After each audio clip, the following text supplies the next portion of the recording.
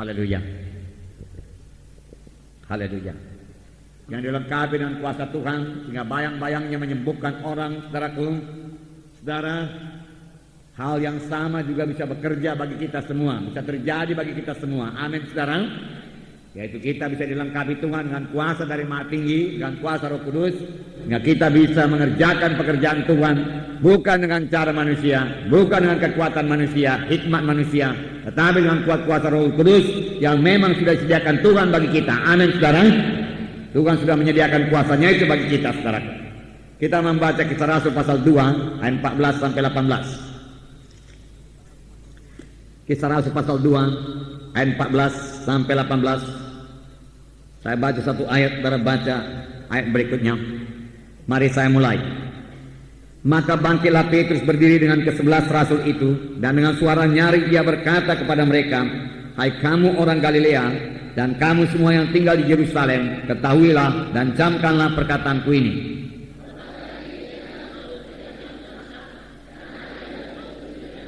Tetapi itulah yang difirmankan Allah dengan perantaraan Nabi Joel.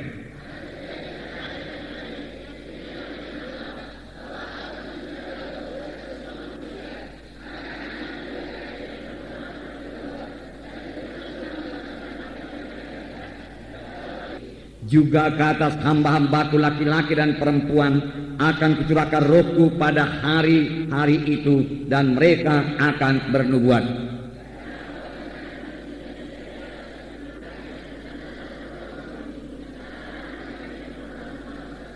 Ya, sampai situ dulu. Nah, saudara yang kekasih dalam nama Yesus, khotbah Petrus ini, saudaraku, sangat berkuasa. Memang kemudian dia menerangkan mengenai kematian Tuhan Yesus dan kebangkitan Tuhan Yesus. Dan akibatnya, saudaraku, 3.000 orang bertobat pada hari yang sama. Di pagi hari itu dia berkhotbah, saudaraku, 3.000 orang dibaptiskan, bertobat dan dibaptiskan pada hari yang sama. Boleh jadi pada siang hari, boleh jadi pada sore hari, saudaraku. Nah, ini terjadi setelah Roh Kudus memenuhkan Petrus. Perubahan yang luar biasa terjadi pada Petrus, sehingga Petrus pada waktu itu juga mengerti bahwasanya apa yang terjadi pada waktu itu, yaitu pencurahan Roh Kudus. Pada waktu 120 orang berkumpul di bilik atas, lalu satu deru angin keras memenuhi ruangan itu, memenuhi seluruh Yerusalem juga. Lalu hinggaplah lidah-lidah api di atas tiap-tiap orang, dan mereka semua penuh dengan Roh Kudus, dan mereka mulai berkata-kata dalam bahasa-bahasa yang lain seperti yang diilhamkan Roh kepada mereka untuk mengatakannya. Lalu semua orang terheran-heran. Minggu yang lalu sudah kita baca, karena mereka mendengar orang-orang ini berbicara dalam bahasa-bahasa di mana mereka telah dilahirkan, padahal mereka sama sekali belum pernah belajar bahasa tersebut. Nyatalah ini pekerjaan Roh Kudus. Tetapi beberapa orang mengolok-olokkan dan berkata mereka ini mabuk anggur. Segera Petrus berdiri dan berkata, mereka ini bukan mabuk anggur, tetapi inilah yang dikatakan oleh Nabi Joel. Inilah kegenapan nubuat Nabi Joel tersebut. Pada akhir zaman dia katakan, ya, aku akan mencurahkan rohku ke atas anak-anakmu laki-laki, perempuan, sehingga mereka itu akan bernubuat, teruna-terunamu akan melihat penglihatan-penglihatan, tua-tuamu akan mimpi berbagai-bagai mimpi, dan kata hambaku laki-laki dan perempuan akan curahkan rohku pada waktu itu, dan mereka akan bernubuat.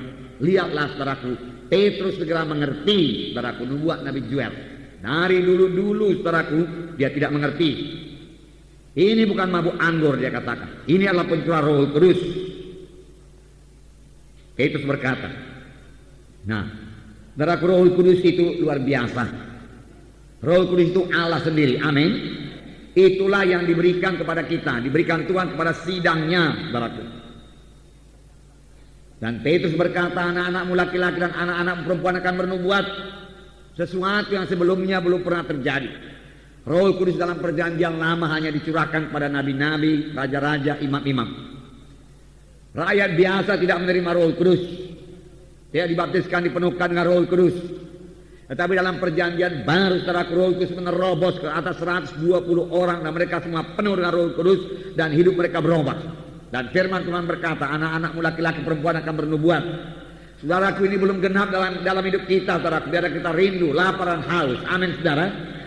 Ya, firman Tuhan minggu yang lalu mengajak kita supaya lapar akan perkara-perkara rohani, haus akan perkara-perkara rohani. Seberapa besar kehausan kita akan perkara-perkara rohani, sebegitulah berkat Tuhan yang diberikan Tuhan bagi kita dalam perkara-perkara rohani. Amin. Kalau kita pun tidak merindu terhadap perkara-perkara rohani, maka merasa puas akan perkara rohani. Saudara, secara dunia saja kalau orang tidak haus tidak bisa dikasih minum, saudara. Tetapi kalau saudara lihat orang yang haus, saudaraku, haus sekali, saudara, apa saja pun bayarannya, dia mau membayarnya. Asal saja kehausannya itu dapat dipenuhi, saudara. Oleh sebab itu mari kita haus akan perkara-perkara rohani. Saya katakan hari minggu yang lalu, haus akan urapan Tuhan, haus akan tanda ajaib, tanda mujizat, ya. Haus akan perubahan dalam hidup kita ini, ya.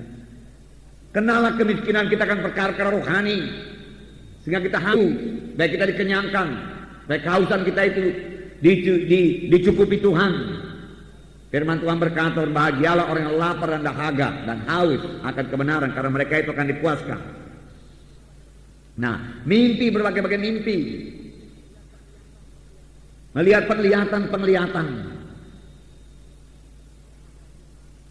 Biar kita pertama-tama peka akan hal seperti ini. Itu pekerjaan Roh Kudus. Lebih daripada kemampuan manusia. Manusia biasa tidak bisa dapat seperti yang dikatakan mimpi, berbagai-bagai mimpi. Mimpi yang punya arti. Orang dunia ini semua bermimpi. Tetapi dia tidak tahu artinya apa, saudara. Tetapi sama seperti Yusuf, saudaraku, mimpi Firaun pun bisa ditafsirkan dan membawa keuntungan baginya, saudara. Ini semua pekerjaan Roh Kudus, dan Roh Kudus masih bekerja sampai sekarang. Amin. Roh Kudus masih memberitahu perkara-perkara yang akan datang sekarang ini, saudara. Ya. Biarlah kita, saudaraku, sungguh-sungguh mengerti Roh Kudus, sungguh-sungguh menjadi orang rohani, saudara. Di sini kita melihat pengertian Petrus segera bertambah, terbuka pikirannya. Dia mengerti perkara-perkara rohani. Dia mengerti ini nubuat Nabi Joel, pencurahan Roh Kudus, dan dia ingat apa yang dikatakan Nabi Joel. Firman Tuhan sampaikan Nabi Joel, pada akhir zaman, hari-hari terakhir pencurahan Rohku, pemuda-pemudamu akan bernubuat, dia katakan, ya, melihat mimpi, penglihatan dan lain sebagainya. Dia tahu terus, saudara. Padahal tahukah saudara, sebelum itu Petrus sangat berat dalam pengertian rohani, berat sekali dalam pengertian rohani. Tuhan Yesus menceritakan kepadanya, saudaraku, bahwasanya dia akan disengsarakan, disalibkan, mati, kemudian bangkit pada hari yang ketiga. Ini penderitaan Tuhan yang pertama, yaitu pada waktu Tuhan dipermuliakan di atas sebuah gunung. Apakah kata Petrus? Dijauhkan Allah daripadamu, dia katakan. Ya. Tetapi Tuhan Yesus berpaling dan menengking Petrus. Ya. Nyahlah ke belakangku, hai iblis, karena engkau bukan memikirkan perkara Allah. Ya.